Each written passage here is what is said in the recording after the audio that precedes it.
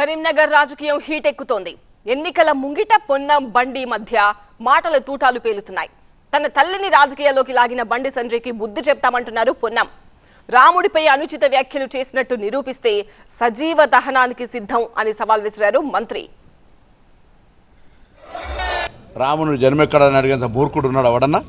అటువంటి రాముణ్ణి ఓట్ల రూపంలో అడుక్కునే మీరు, మలుచుకుని మార్కెటింగ్ చేసుకునే మీరు రాముని జన్మ గురించి కూడా అంశం లేవనెత్తుతారంటే మీ మూర్ఖత్వం ఎంత ఉందో ఒక్కసారి భక్తులంతా ఆలోచన చేయాలి.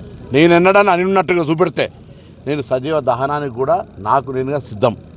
అనని మాటలు ఆపాదించే విధంగా మాట్లాడితే నీ రాజకీయ రంగు తెలుస్తూ ఉన్నది. అదేవిధంగా నేను మా అమ్మ పేరు రాజకీయ అమ్మ ప్రస్తావన తెచ్చింది ఎవడు? అమ్మను రాజకీయాలకు తీసుకొచ్చింది ఎవడు?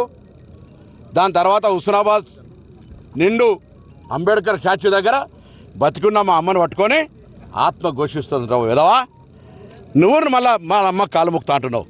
ఇలా నాకు ఎంత బాధ కలుగుతుండొచ్చు? నేను ఎన్నడైనా ఏదైనా రాజకీయ పరంగా ఎవరైనా వ్యక్తిగతంగా కుటుంబాలను విమర్శించుకున్నామా? ఇవేందో రమేష్ బాబుతో ఇంత పెద్ద శత్రుత్వం ఉన్నా ఎన్నడూ కూడా వాళ్ళ కుటుంబ సభ్యులనే మాట్లాడలేదా? ఇలా నా అమ్మను పట్టుకొని బతుకున్న అమ్మ, నా తల్లి రోజు 4 సార్లు ఫోన్ చేస్తుంది, అందరికీ తెలుసు, ఏడికైనా ఆశీర్వదిస్తుంది. అటువంటి ఆమెను పట్టుకొని ఇలా 80 సంవత్సరాల అమ్మను పట్టుకొని ఆత్మకు శోభిస్తుంది అంటున్నావా? బతుకున్న ఆమెను పట్టుకొని. భార్య మంగళసూత్రం విలువ తెలుసా? ఎన్నికల్లా ఓట్ల కొరకు బిచ్చగా లెక్క పెళ్ళ మంగళసూత్రాలు అమ్ముకున్న నువ్వొక విధవ. నన్ను అంటుండి అలా ఎంపీగా నేను గెలిస్తే నువ్వు రాజీనామా చేస్తావని. సిగ్గుండాలి. 3 సార్లు ఎమ్మెల్యే ఓడిపోయినావు. అసలు ఎంపీకి నీకు అర్హత ఉందా పోటీ చేసేది? అసలు ఎంపీగా రాజీనామా చేయాలి కానీ నువ్వు ఎమ్మెల్యే ఓడిపోయాక మొన్న నేను నా నియోజకవర్గంలో ఎక్కడో పోయి కూడా గెలిచిన మొగోడిని. నీకు దమ్ముందా? నువ్వు ఎమ్మెల్యే ఓడిపోయి 3 సార్లు అదే నియోజకవర్గం నుంచి గంగుల కమలాకర్ నువ్వు కుమ్ముకాయ నువ్వు ఎమ్మెల్యే ఓడిపోవాలి. మళ్ళీ వాడో వీడో రాళ్ళు కొట్టినట్టు ఇటువంటి సానుభూతి తెచ్చుకోవాలి.